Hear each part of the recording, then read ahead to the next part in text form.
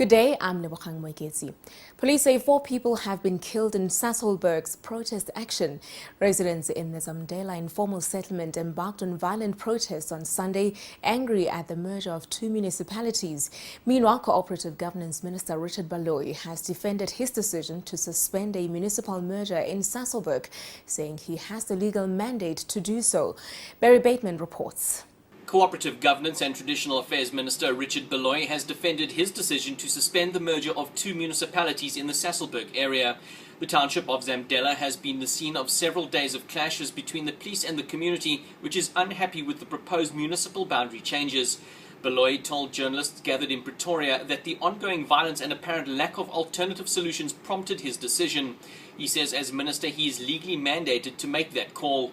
Baloyi says a ministerial task team has been set up to look at municipal boundary disputes in other parts of the country and hopefully resolve them by the end of next month.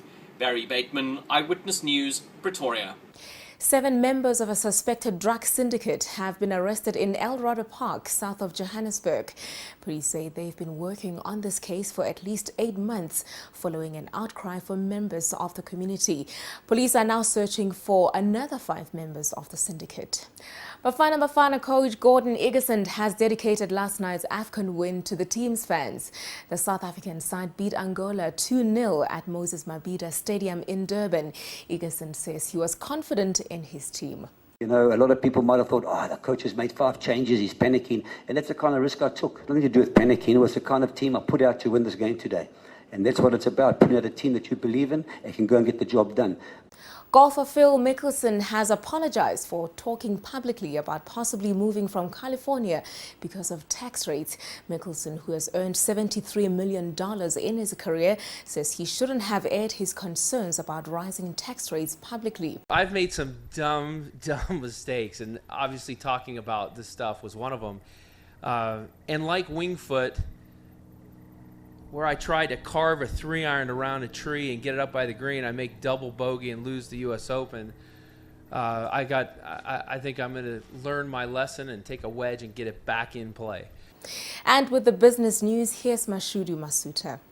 Thanks, Lebogang. Impact, a packaging manufacturer, expects a full-year headline earnings per share to increase by more than 20% compared to the previous year. Impact was spun off from Mondi and listed on the JSE in 2011. The company said finance costs are expected to be lower as a result of net debt having been substantially reduced as part of the capital restructuring prior to listing on the JSE in July 2011.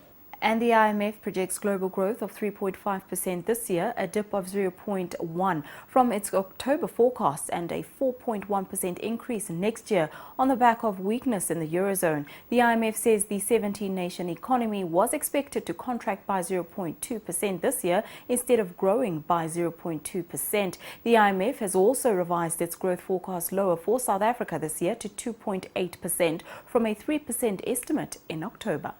Thanks, Mashudu. Topics trending on Twitter.